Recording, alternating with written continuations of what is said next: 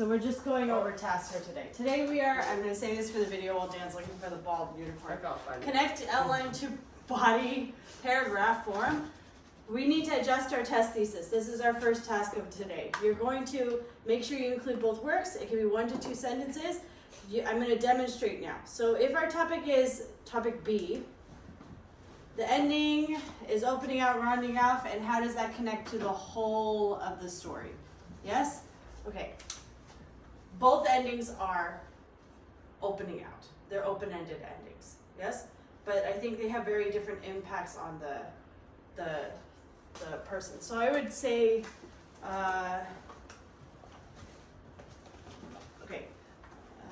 we're going to identify authors by last name only. You're going to mention the full name at the beginning of the intro.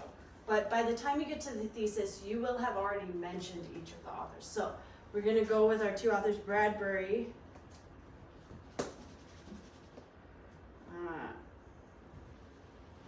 and Liu. Whoa. So if I'm outlining this, they both have open out endings. But Bradbury's is a positive story. Liu's is like, I want to say it's a negative story. Yeah. Based on our talk yesterday, actually, from Rika's analysis, I can see how it would be like a bittersweet ending. Like it's not a total tragedy. So I will adjust the bittersweetness. The issue here with the second story is like it's about adults becoming a grown up, right? We all have to make different choices for ourselves. Siblings, I think, feel that very painfully. You grow up together and everything's good because nobody in your family has yet told you that you're going to have to become an adult with responsibilities. And then when you grow up, sometimes you do not grow together. Siblings grow apart. That's like a basic thing. If you're an only child, congratulations. It would be very difficult to grow apart from yourself. Okay, so probably this is about growing up. Let's see. And Bradbury's is about like imagining a better world that doesn't currently exist. Unicorn children. Will they have to separate you? You're gonna give me a migraine, and then I'm gonna have to lay down on the floor like some kind of vampire. That was the appropriate solution. Throwing it across the room. Okay, growing up, maybe Bradbury's theme is about like healing wounds. Okay. This is like opening wounds, healing wounds. So we have 2 different directions. Okay. So then I will now rewrite my thesis from my test thesis. So then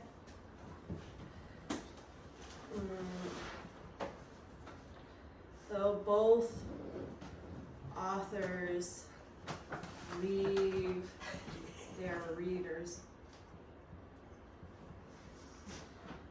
uncertain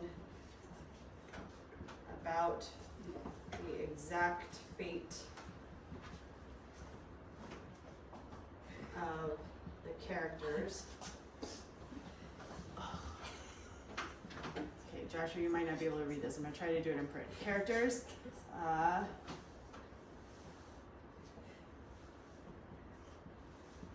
Bradbury aims to leave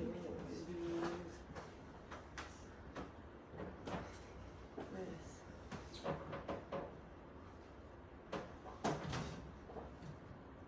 hope. Wow. You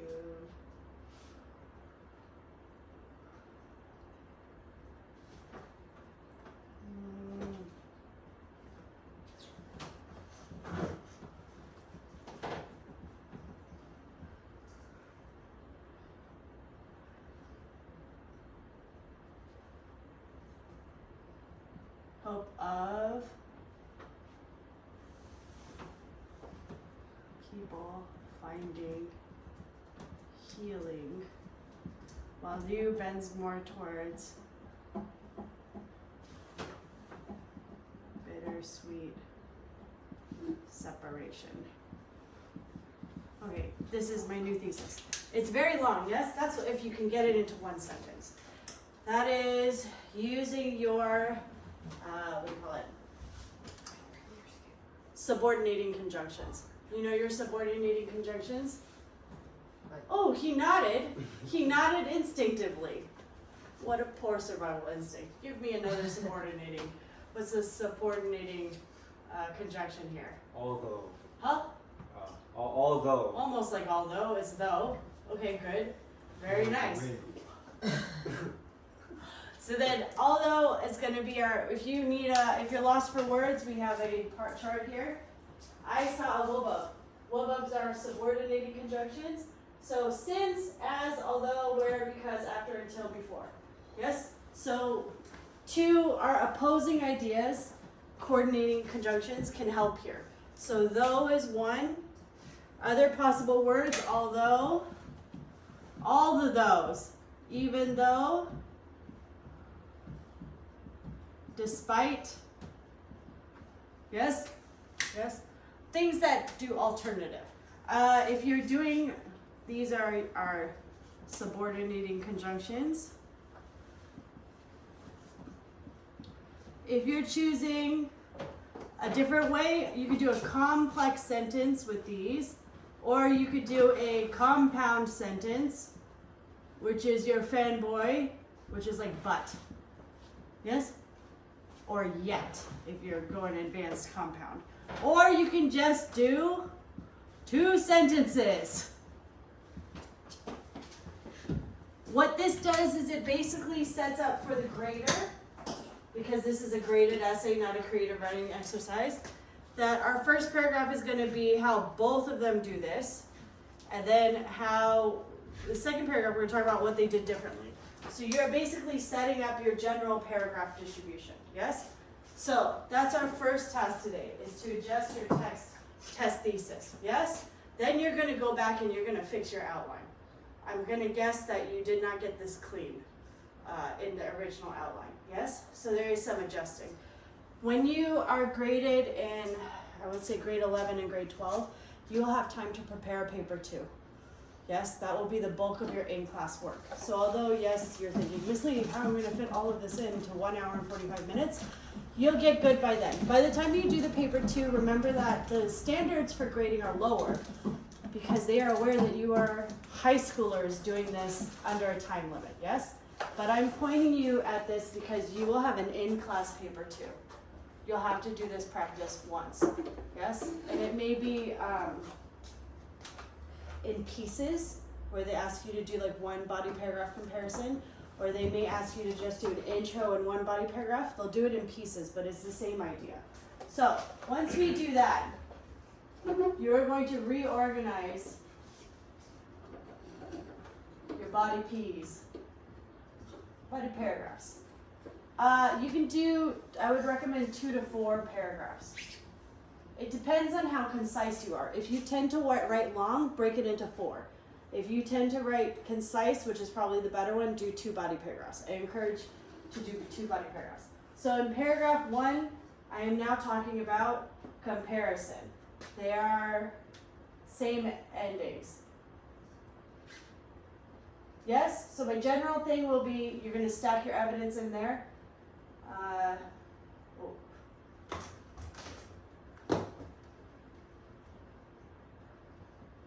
Bradbury evidence.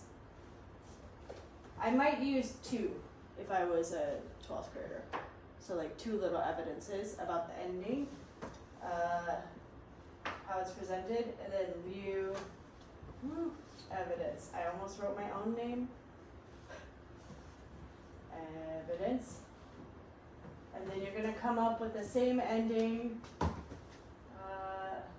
One ends with a quote. The other one, or the one ends with the last line, right? So it's protagonist line. And the other one does too. It's Willie. Willie has a line. So they both end with dialogue, yes? And then we have to kind of talk about what the purpose of that is. How does it leave it open-ended? So we have to answer, why is this open out? And we have to explain that. It possibly needs more evidence. Okay. Then we go to paragraph 2. This would be focusing on form, what the ending looks like. Then I'm going to do my function paragraph, which is the purpose of the ending.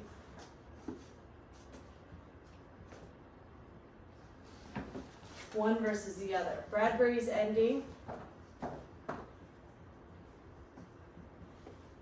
for me, makes me think about human nature. Willie spent his whole life thinking that the white man is evil, that it was specific to them. And then by the end of the story, we realized, no, he is also capable of this equivalent kind of evil, right? The thinking is a human thing, not a racial thing. So it is an unwinding of his internal bias. That's the first one, right? That's one example. The second example for the ending would be that he chooses actively to blank slate it. So not to bring back history, to let it burn. That looks like there's a fire motif that I'm gonna have to talk about. And it's like about cleansing. Cleansing history being better. We feel better at the end of the story, that's positive. Then Leo's ending. I think we're coming to the slow realization, like letting go. Well, not like Elsa, but like sisters. So it's letting go. We realize that Kwang's issue has always been Kwang doesn't let go, and the narrator's much better at it. Why do you have an umbrella in your hands? I know it's your umbrella, but why? Letting go. Okay. Now I'm numbering them. Okay. So letting go is a theme. This is like a concept, right? There's also like an idea of cleansing. But the purpose of the cleansing is very different.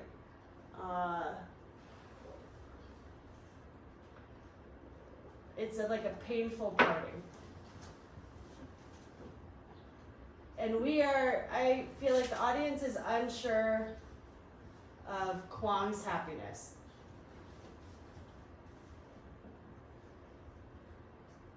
And I guess the narrator. We're not sure if they're actually going to be happy with this decision. They're two kids that are growing up in a society that's not made to make them happy. So it's like a permanent parting. Dan, your face is exactly what it should look like in a classroom setting. You seem to find that amusing. Oh, not as good. Still needs practice. If you're spacing out, you're not supposed to space out at the teacher. What? You're looking right at me, man. But you're gonna imply that you're listening to me. Okay, so you reorganize your body paragraphs, yes? Then we're gonna write them.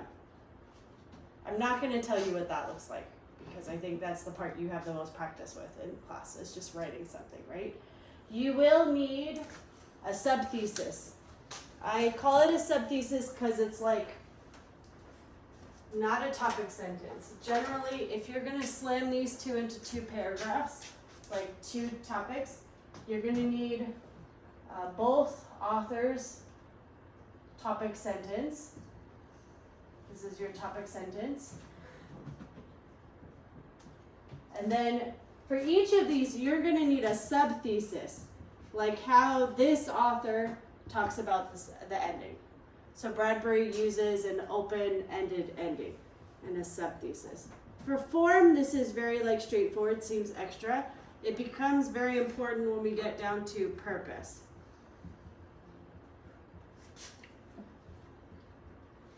As you can see, my body paragraph as I designed it is going to be humongous.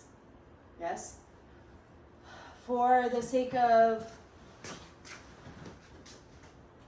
maybe I would switch this into paragraph 2, and then this one I would make into paragraph 3. So the ending, I am going to do that. Paragraph 2 would be about the main character's ending. And then maybe paragraph 3 is about the major theme of the story. Yeah? If I was to do this then, to answer this topic, I think it would be, what does the ending look like? How does it affect the main characters, and how does that change how we feel as authors towards them? And then what does that mean about what the author thinks the major theme of this is? Which is like, people are capable of evil, but a lot of that springs out of like attachment to historical wrongs. If we delete them, maybe people would choose good, which is positive. It's very optimistic. And then the other one is like kids. These two kids were placed in a world in which it was not possible for them to succeed, not as themselves. So it's a statement, I think, on the way that we organize society, class. Yes, we all aspire to be wealthy. I think that especially for children, it's hard to aspire to anything else. We're bombarded with the idea that having more money will make us happier. But we are seeing this where both of those kids had the option to choose the wealthier lifestyle. One killed themselves to avoid it, and the other one is choosing it, but at the expense of her identity. So it's a very interesting theme. You have to give up something to join the wealthy ruling class. And I think probably Angela Liu, who works as an IT person at a very big tech company, probably has grappled with that issue, right? You can't exactly talk about how you used to eat feet when you were a kid when you're working at Google. I've heard them do that, but